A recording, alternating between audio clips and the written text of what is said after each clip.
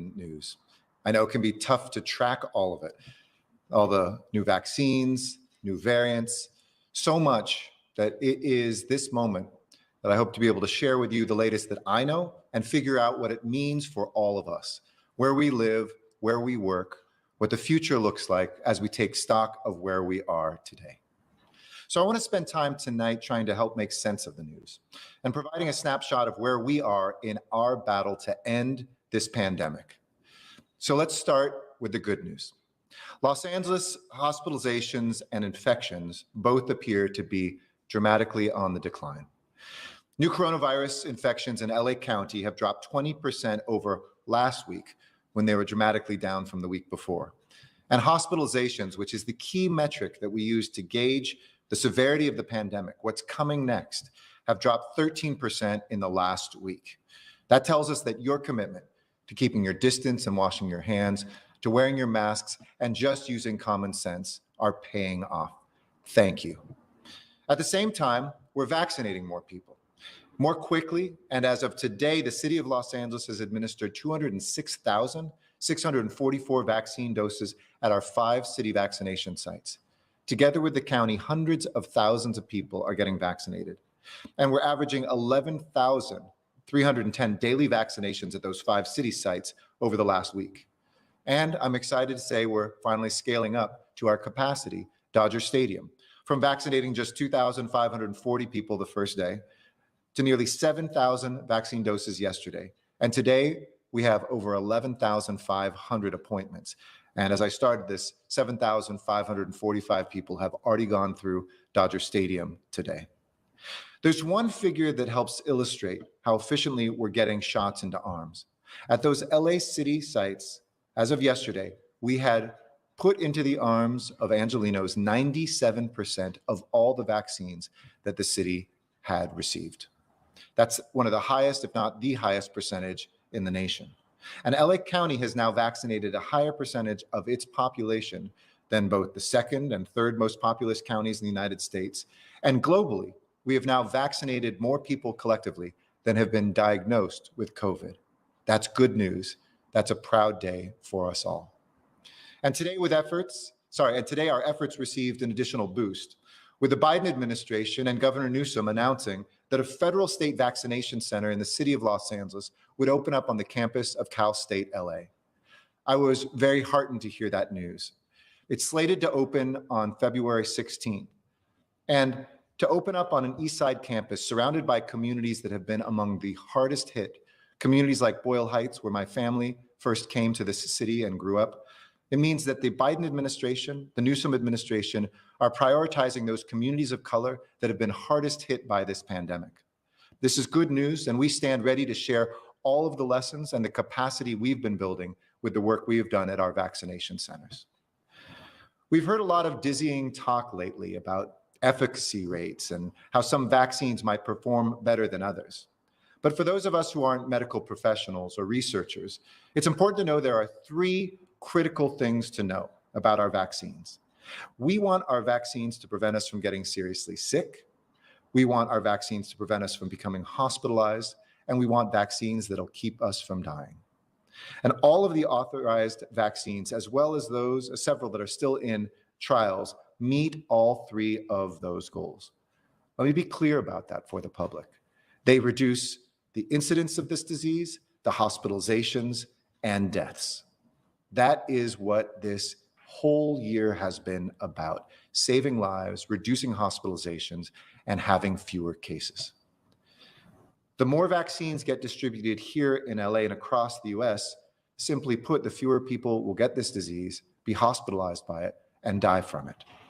The fewer cases in our communities, the more shots that go into arms every single day, and the more evidence out there that these vaccines work. All of this is good news. At the same time, we're also monitoring some emerging challenges, ones that are coming at us very fast, including the fact that the coronavirus, this novel coronavirus known as COVID SARS-2, is itself mutating. The new COVID strains appear to be oftentimes much more transmissible and may be somewhat more resistant to some of our current vaccines, though there is no evidence at this point that they increase deaths among people who have been vaccinated. So they're not necessarily stronger in the intensity, they just spread more easily. And while vaccines save lives and reduce hospitalizations, new mutations remind us to keep up our defenses, to continue the good things that you're doing to protect yourself and your family and your loved ones. In fact, the head of the CDC, Dr. Rochelle Walensky, said last week she expects one of these variants to become more dominant in the United States by late March or early April. And many believe that our surge in December and January came from a more virulent variant that came through here. These variants can undo our progress like that. So our challenge as a city, our challenge as a nation is clear. Don't let your guard down. We have to work together to buy time, to vaccinate more people by slowing the spread of these variants as vaccinations bring that protection to more and more of our population. That's a big goal, and our successes will help determine how quickly we put this pandemic in the rearview mirror, whether our economy jumps back more quickly than other places, whether people come here as tourists, as investors, whether jobs and hours are restored, businesses are back on their feet. But I know that achieving this ambitious goal is absolutely within our power and your power. If we double down on the tools we already have, hold off on getting together with people outside of your household, if you're going to watch the Super Bowl this weekend, do it safely, host a virtual watch party, or talk about the game over a group chat. And as we gear up to host the next Super Bowl, which will be right here in the Southland in the great city of Inglewood, I promise you, it will be worth the wait. That's how we ensure an extra measure of protection against these new, more transmissible strains. And finally, when your time comes, get the vaccine. I've been disturbed to see across the nation that too many vaccines are missing some of our most vulnerable communities. This is unfair, and it's bad public health. Here in Los Angeles, we're taking action to make sure that our most vulnerable have access to these life-saving vaccines. So tonight, I'm proud to share with you a new program to bring mobile vaccination clinics to communities that have suffered the highest rate of disease and death from COVID-19. Together with our city council, who held hearings on seeing how difficult it is, the barriers to health, to transportation, lower income communities and communities of color often not having the access to vaccines, just as we did with testing. When we said, remember, we're not waiting always for you to come to us, we're coming to you. We're now doing the same thing with vaccines. We started yesterday in South Los Angeles in partnership in Council District 8 with Councilmember Marquise Harris Dawson. The mobile clinic program began delivering vaccines directly to the community, to those seniors who need to get this vaccine, but can't necessarily walk to or drive to a vaccination center. We're working with the trusted community-based organizations that our Department of Aging, our city council offices, and our residents know and respect. And on the first day of this effort, we met our goal. And we'll keep delivering vaccines before returning again in 4 weeks to provide these community members with their second doses. And next week, in addition to serving Angelenos in Council District 8, we'll bring an additional mobile clinic to Council District 9, Councilmember Kern Price's district, with the goal of scaling this program up as quickly as possible. And I was also heartened to hear in the governor and the Biden administration's announcement that together with opening up the new site at Cal State LA, they'll also be looking at this model of mobile teams that can go out there and get the job done. This builds on what we did from the beginning of this. Remember when I said we were going directly with our surge teams into our skilled nursing facilities and that we had been able to vaccinate every single one of those vulnerable seniors who were disproportionately part of the deaths that we saw at the beginning of this pandemic, when between 35 and 50% of deaths were those seniors in skilled nursing facilities. We're going to continue doing the same thing, bringing the lens of equity, not just on this Black History Month, not just in this very diverse city, but because this is good public health, to make sure those denser areas where generations are living together or where seniors are isolated and vulnerable, that we get the job done. Nothing is more important, no task more urgent than making sure that all Angelenos have access to the vaccine once they are eligible and distributing it to those most in need. If you're eligible, there are 3 ways to book an appointment. First, through your doctor or healthcare provider. Second, through visiting vaccinatelacounty.com, which now lists 300 vaccination sites across LA County, including Dodger Stadium and the 5 city-run sites. Or through the County Department of Public Health's call center, In other words, you don't have to have a computer to make an appointment. You just need to call. If you're one of our seniors and you need phone support, give us a call at 833-540-0473. Led by the county with supplemental staff from the city of Los Angeles, we're there to answer your questions and to book you an appointment if you're eligible. And all of these roads lead to that same destination, an appointment to get vaccinated. And remember, if you've gotten your first dose at a city or county site, you don't have to do anything. Your second dose appointment will be scheduled automatically. You'll receive a text message or an email a few days beforehand. If you called us, we'll call you. And all you have to do is show up.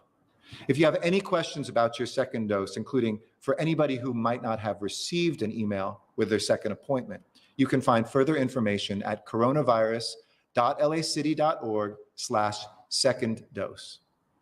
I can't emphasize how important it is to stick with trusted sources of information when it comes to your medical health. When it comes to getting these doses of this vaccine, stay vigilant against vaccine fraud, which unfortunately is happening across our country and even here in Los Angeles. Look out for red flags that indicate you might be being scammed, such as messages suggesting that vaccination is required by law or asking you for money for a vaccination, ads from unofficial sources on social media, and offers to jump the line by paying a fee. Don't fall for these tricks, and don't respond to this kind of outreach. We need to all keep our guard up against those bad actors that would exploit this moment and your vulnerability. The best way to protect yourself is to stay up to date with vaccination news and information. And you can sign up for a regular LA County newsletter and get alerts about eligibility at vaccinatelacounty.com. And I invite you to sign up for direct updates from the city of Los Angeles by going to coronavirus.lacity.org/vaxfacts. That's VAXFACTS. And getting our regular Vax Facts email newsletter. Not an easy word to say, but an important email to get. As we race to get our city vaccinated, we haven't stopped supporting those Angelenos who are still in great need in the midst of the economic suffering that's part of this pandemic.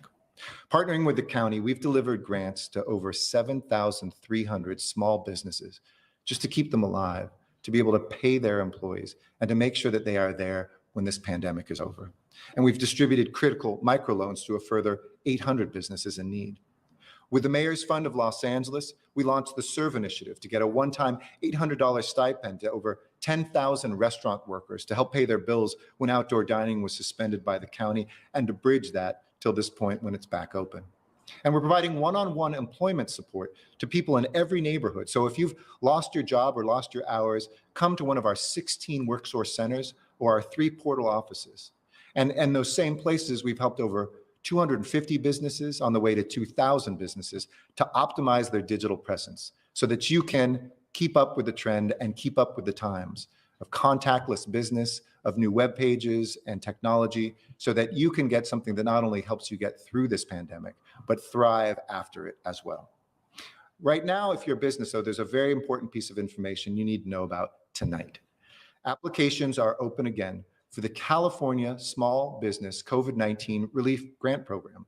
So mouthful, but this Cal Grant program, simply put, is cash for your business. You can be a small business, a nonprofit. If you're feeling the pain of this pandemic, you can apply for a relief grant between $5,000 and $25,000 through the state of California. Go to careliefgrant.com.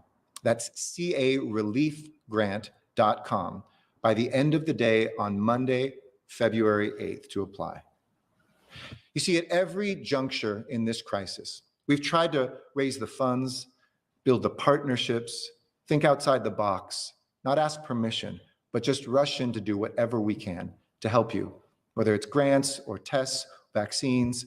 This is a moment for us to join hands together and to not worry about jurisdiction or territoriality, but to actually embrace the idea that we share this city together. But we've come up against the same truth time and time again. No matter how much creativity we bring locally, we can't do this job alone. We need the federal government, our federal government, where we pay our taxes, to step up and help. So at this critical moment for our city, across our county and region, across America, let me speak up directly to our leaders in Congress. Thank you for the legislation you are considering, and no, we can't wait another minute for relief. Too many of our families are hungry tonight. Too many of our kids are in free fall at home right now. Too many of our people are dying, and we're running out of time. But you can make a difference. Any plan that doesn't include relief to state and local government should be dismissed out of hand. And I know there were some in Congress who suggested that we could get on without that. Well, just as we funded schools and just as we funded transit agencies at the end of the year, but local and state governments were cut out, let's end the partisan games and let's pass President Biden's American Rescue Plan now. This is how we will speed up vaccinations. This is how we will accelerate help for working Americans barely getting by, who, yes, need $1,400 more to pay their rent and to feed their families. Folks who need childcare support and tax credits, school districts that need more money to be able to get open, and of course, city governments who are fronting so much of the cost of this pandemic and need to be able to keep our employees employed and this economy going. Long before COVID, when I talked about the homelessness crisis too, I always said we needed a FEMA-level response to a crisis that predates the pandemic, is involved in the pandemic, and will post-date this pandemic. And I was pleased that finally, in the midst of this pandemic, we saw the opening of that door, with FEMA offering to help us get our unhoused neighbors off the streets. An unprecedented number, over 8,000 between the city and county, on top of the 24,000 plus we do in a given year, of folks who are unhoused have come indoors to shelters, to housing, to transitional housing options and permanent apartments. But reimbursing us just 75% meant that we were carrying 25% of that cost. Well, last week, the federal government made a badly needed change. They finally said that they would pay for 100% of hotel rooms that are used for unhoused Angelenos to have a safe place to be, especially when we've seen the rain in the last month. So I've instructed my team, and the city council has instructed our city government together to, with LAHSA, bring hundreds more Angelenos indoors by using those empty hotel and motel rooms across the Southland, and to find folks who are the most vulnerable and put them in shelter now. This program has already brought 2,000 people indoors in the city and 4,000 countywide, Project Room Key, it's called. And together with state funds, it has been a success. In fact, I spoke with the administration last week about how it's a model of how they are thinking through how to scale things up nationally and why they went to 100% reimbursement. In other words, California and Los Angeles are leading again, coming up with solutions, but also demanding that they scale up. And this transformative change from FEMA will allow our most vulnerable to have safe shelter, hundreds more people that are on the streets tonight, this month, to become indoors, especially along Skid Row. We can see the light, Los Angeles. I can feel it. Every day, a little bit more, every week, a little bit brighter, but we've still got our work cut out. We still need more vaccines. We still have to keep our distance. We still have to face the moment that we're living through, and so many families hanging on to their loved ones. The trauma that our healthcare workers see and witness and carry with them every single day. The essential workers, whether they're driving a bus, whether they're unloading the cargo, whether they're stocking the shelves, or whether they're cleaning the floors, who have never not answered the call of this moment. We owe it to them, we owe it to ourselves and to this city to keep up that fight and to do everything we can to take care of each other by remaining vigilant against this virus, buying time to slow the spread, saying yes when it's our time to get a vaccine, and to make sure that we stay healthy, stay safe, and stay at home right now whenever we can. Sending you all strength and love this week and always. And with that, happy to answer questions. Thank you. First question, please. Our first question comes from the line of Claudia Prosciutto with KNX News Radio. Please go ahead. Hi, Claudia. Hi. I have a couple of questions. So I'm sure you've had a chance to read Judge Carter's latest order. He makes it clear that he is not faced with the city's response to the homelessness crisis, saying that the paralysis in the city appears to be complete, and he seems to lay the responsibility for dealing with this emergency at your feet. So I'd like to get your response and find out whether you're planning to appear at tomorrow's hearing on Skid Row. And it does sound like the court is threatening to take this over, and I'm wondering what you think about that. Sure. The second question is, you know, teachers unions would like their members vaccinated before schools reopen. The governor, CDC director, and others insist it is safe to reopen before all teachers are vaccinated. What do you think LA Unified should do? Thank you. Thank you. I'll start with LA Unified. Absolutely. I think our highest priority has to be our children. We've got card rooms open, in the past, and schools not. Let's get our priorities straight. And don't get me wrong, jobs are important too, but our children have been suffering, and our children that already suffer the most are suffering the most on top of it. Those who don't have connection to a good internet, don't have access to a good internet connection, those who might not have the technology they need, they are literally losing a year of their education, and in many ways, maybe sending them on a pathway where they will never be able to recover. So I hope all of us, all stakeholders, our districts, our federal and state governments, our local governments, our teachers, our school employees are all unified around let's get schools open as quickly as we can and safely as we can. Now, what does that mean? I believe that we should be absolutely putting teachers and school workers at the front of the line, that they are one of the most critical, along with our transportation workers and our food workers, who we should be making sure has access next. If there are more vaccines, the state and federal government should be prioritizing those for those schools to get them open. Second, we have to accept there is no perfect scenario in which there's a vaccine that's 100% effective. And we're not just telling a school district or teachers or others what to do with no experience.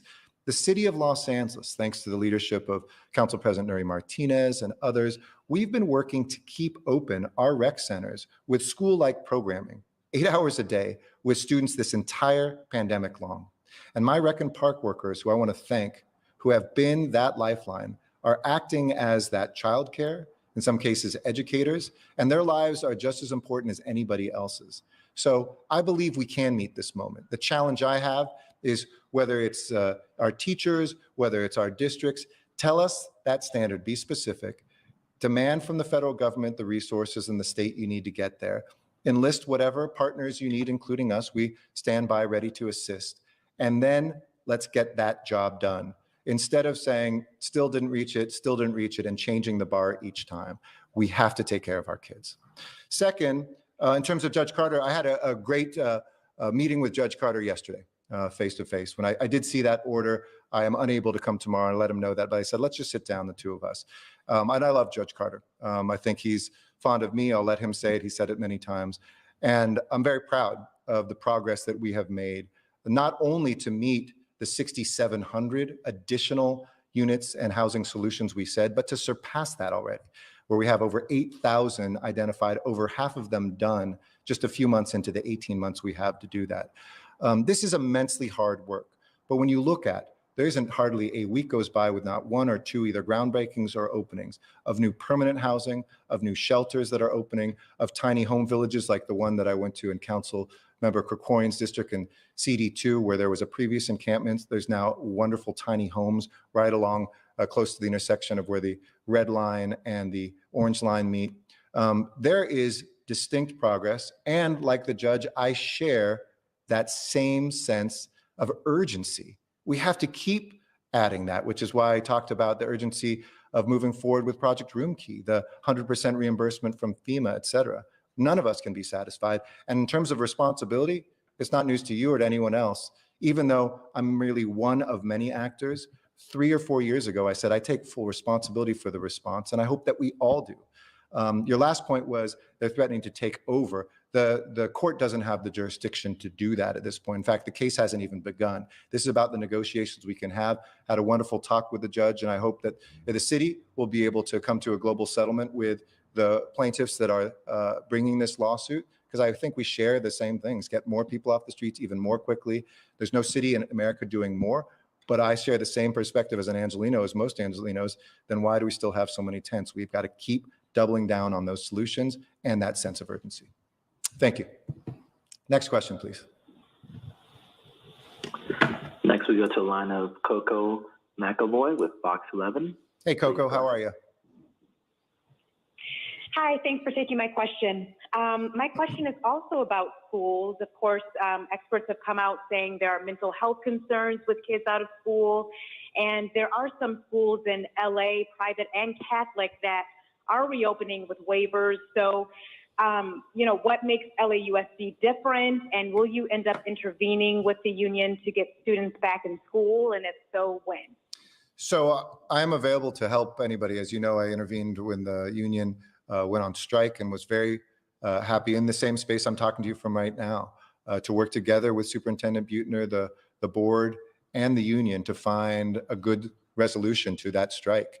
I'm available, but I think the most important thing to remember is we don't have to go very far. And while it's good to see other schools figuring out a way to do this, we've seen this internationally in other parts of the country. So it's not that nobody has done this before.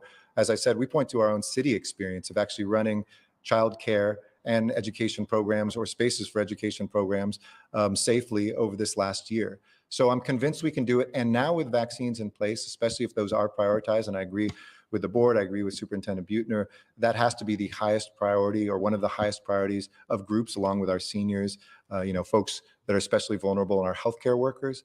Let's get that done. One of the most difficult things about this is not knowing what the vaccine supply is going to be, but you can feather in our teachers, you can feather in our school workers and get that stood up even one grade at a time. And I hope that we will all feel that sense of urgency for our children. You're absolutely right, whether it's mental health costs, whether it's in, I think, our lowest income communities, as I shared last briefing, that old saying, somebody drops out of high school in third grade.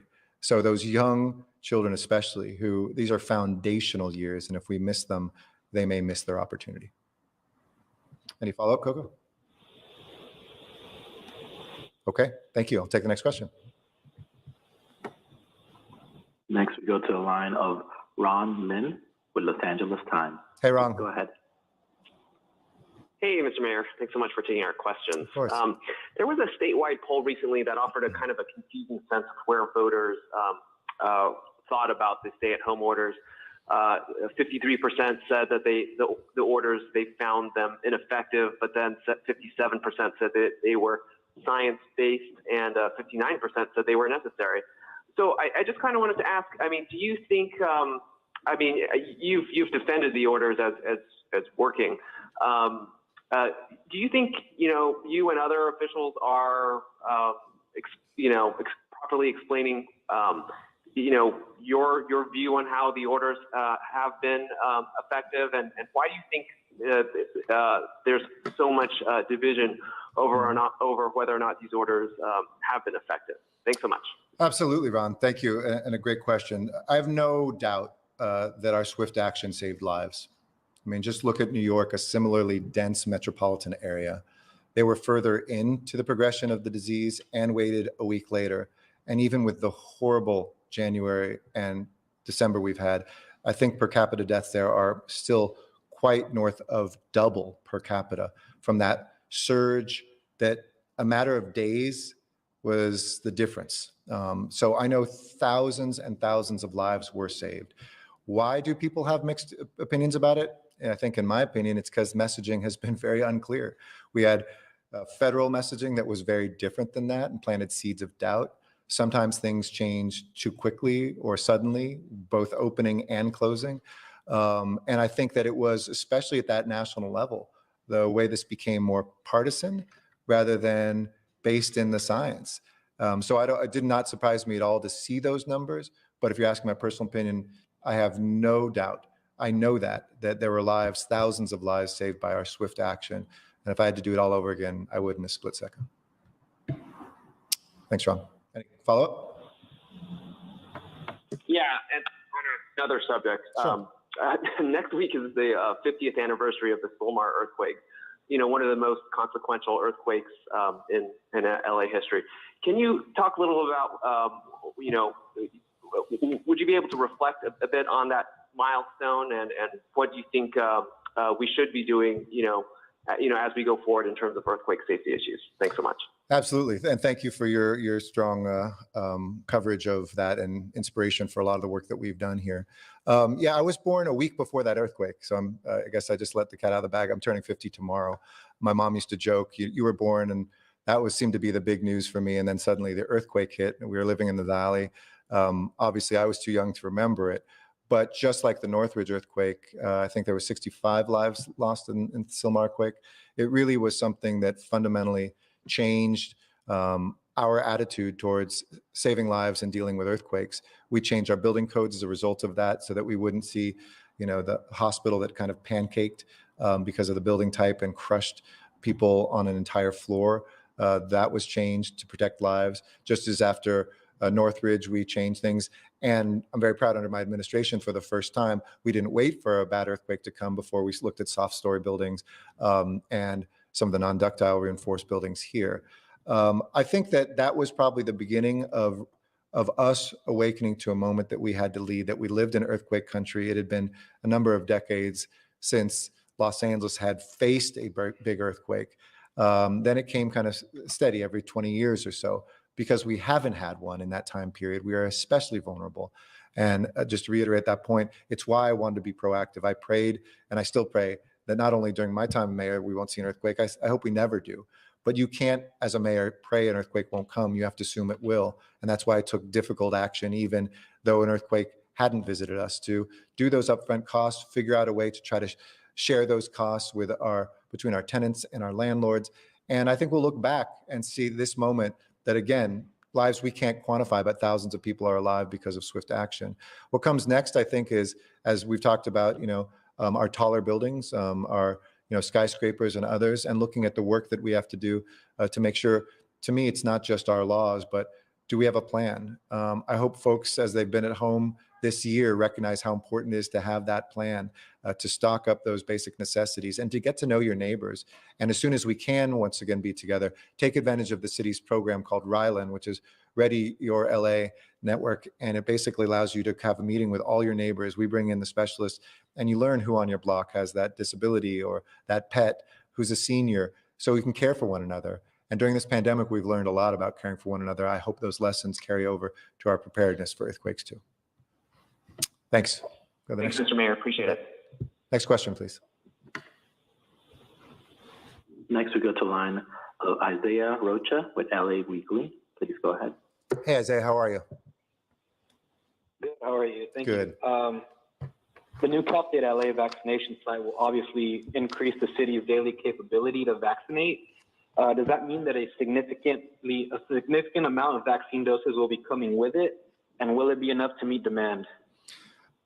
We will not have enough supply to meet demand for months. I mean, I think the demand is, most people, well north of 50% would take it tomorrow if they could. So the short answer to that is, of course not. But anything that comes with more supply is positive. And the more the merrier. They were very clear that this is not going to come at the expense of doses for existing sites that still have more capacity, be they the county mega sites, Dodger Stadium, or other places.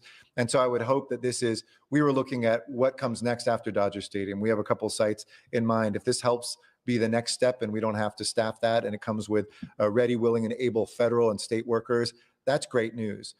So as long as we're not poaching each other's supply, and they were very clear we're not going to be, this is going to be added supply, added locations, hopefully added convenience.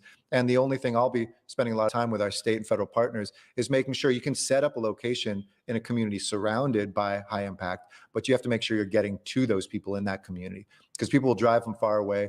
People are more economically empowered. People at less risk can take those vaccines because they kind of are savvier at finding that out. We want to make sure, through the programs we're doing, like the mobile initiative I mentioned tonight, by getting text messages out to people who live in the most vulnerable communities, that people know that it's good public health, it saves more lives, and it's the right and equitable thing to do, from racial justice to standing our economy back up, to get to those communities that are hardest hit. So I'm excited about that location. We're going to help make sure it's a success, and that it does come with additional supply. Thanks, Isaiah.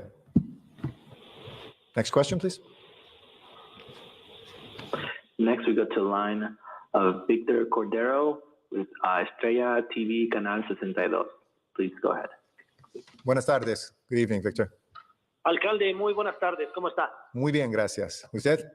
Que bueno, le voy a hacer 3 preguntas, si me permite. I'm going to Sí. ask my questions in English, Sure. and then you can answer in English and then in Spanish. Sí, I'm going to try to be por brief. supuesto. And please do not kill the messenger. I'm just outside with the field, and I talk to our people Sure. and business owners, and this is what they say.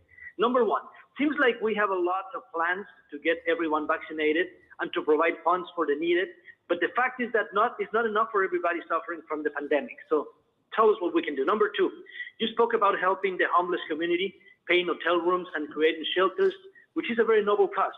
But what do you tell those who are working very hard every day and they don't see the light of the tunnel? What can we do? Gas prices, rent is unreachable, buying a house, forget about it. And number 3, really quick, some people are helping their family from abroad to get vaccinated in our county. Is there a protocol to punish both the visitor and the helping hand?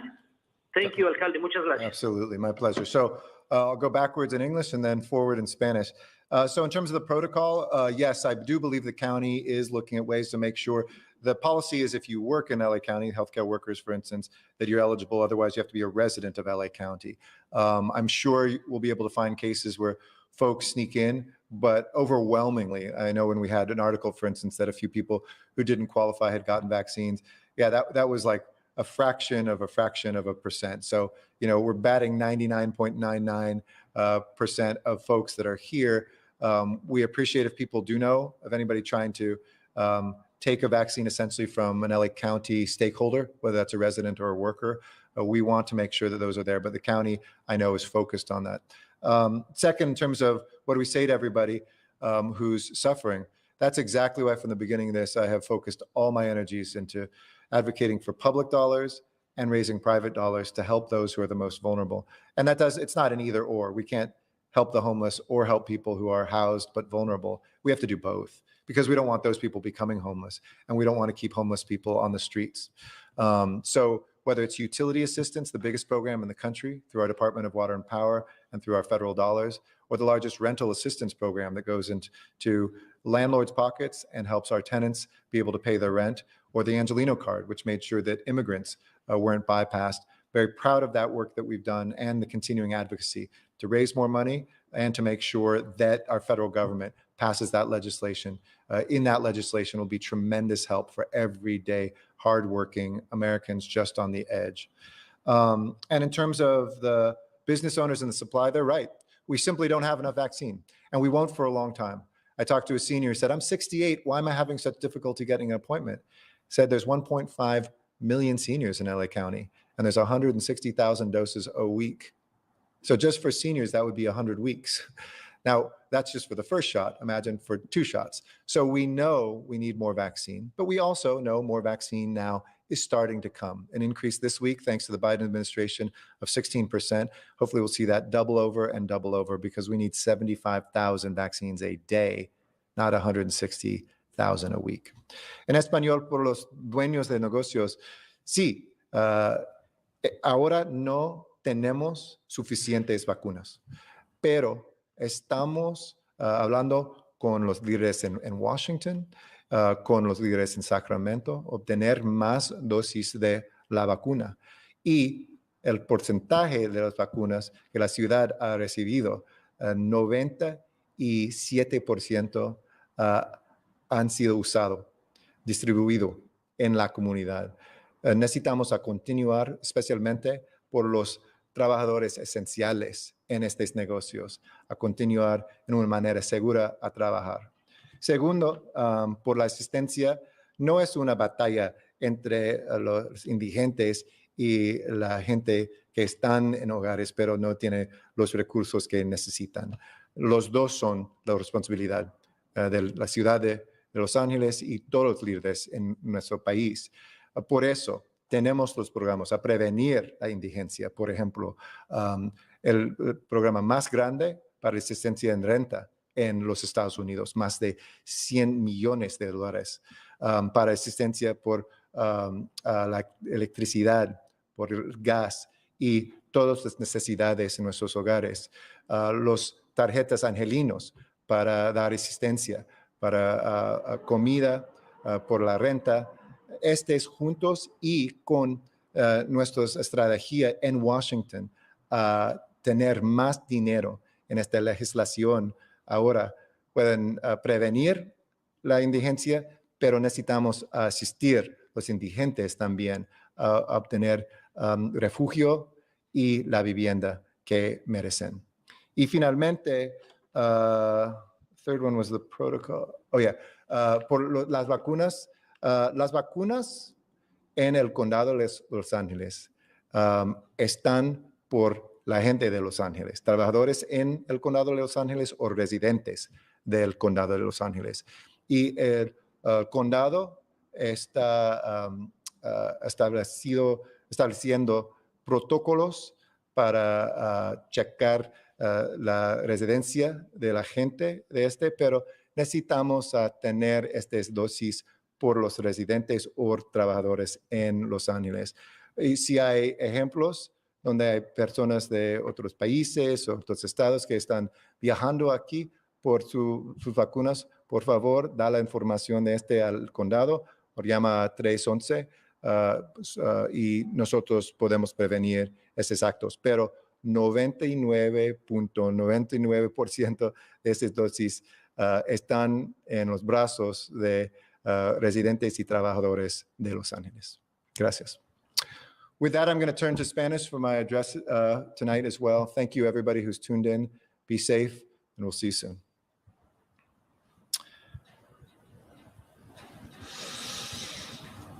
Muy buenas tardes, Los Ángeles. Hoy quiero compartir lo último en nuestra lucha para acabar con esta pandemia.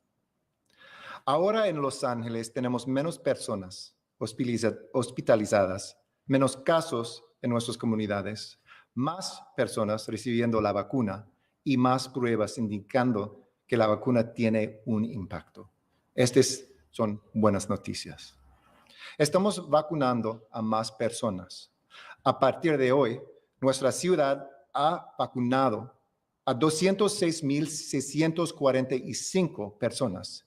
Y cada día estamos vacunando un promedio de 11,310 personas en todos nuestros sitios de vacunación de la ciudad.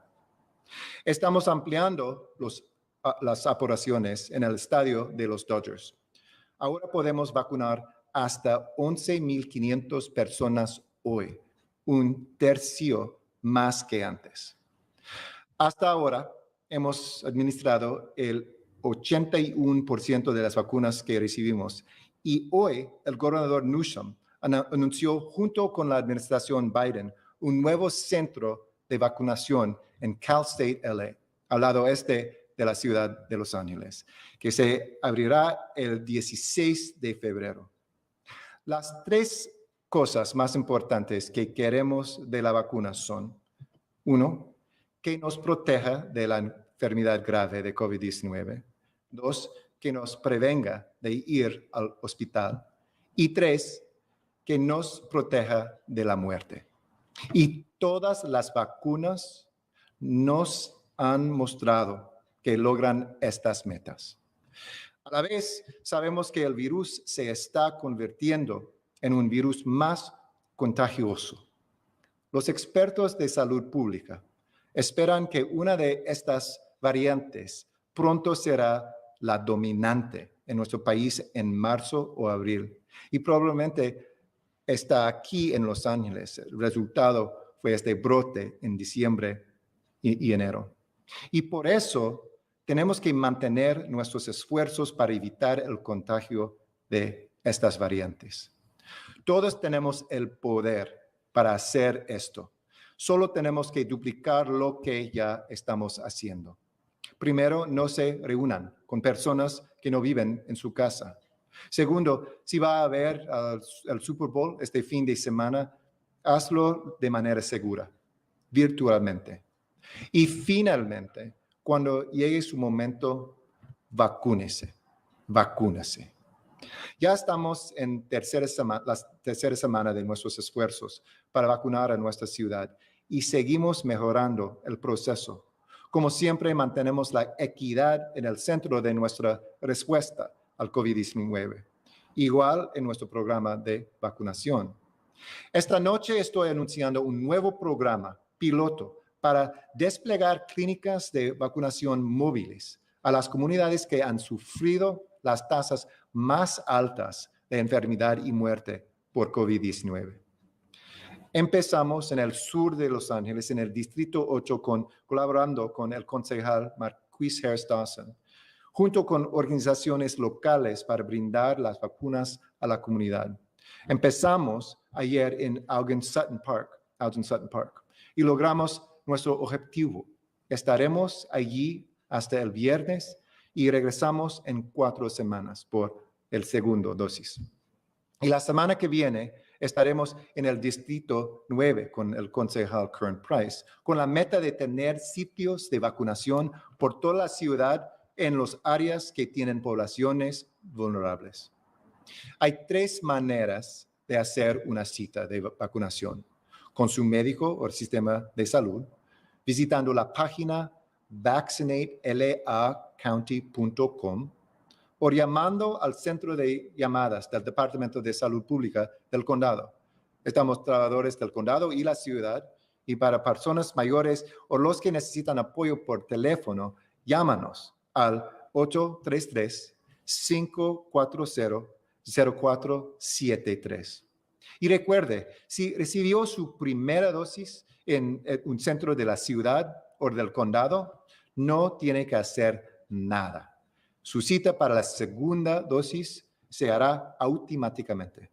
Recibirá un mensaje de texto, un correo electrónico unos días antes de su cita con toda la información que necesita. Y lo único que tiene que hacer es presentarse. Si tiene preguntas sobre su segunda dosis, puede encontrar más información en coronavirus.lcity.org/second dose. Además, les recomiendo que estén atentos por el fraude de vacunaciones que está pasando en nuestra ciudad.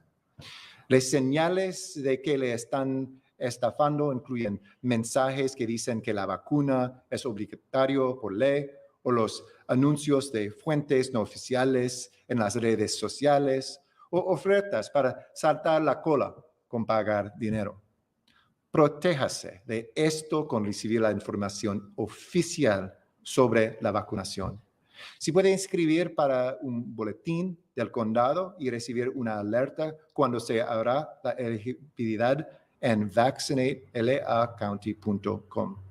Y les invito a inscribirse para recibir noticias de mi oficina en la página coronavirus.lacity.org/vaxfacts, VAXFACTS.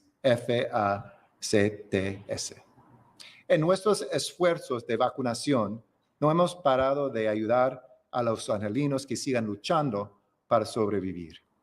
En colaboración con el condado, hemos ayudado a 7,300 pequeños negocios con subsidios y hemos distribuido micropréstamos a más de 800 negocios más que lo necesitan.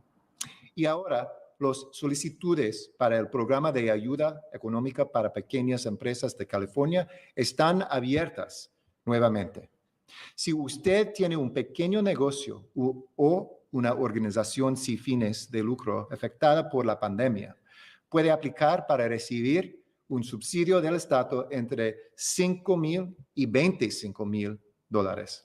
Vaya a careliefgrant.com y antes del final del día, el lunes de febrero, para aplicar.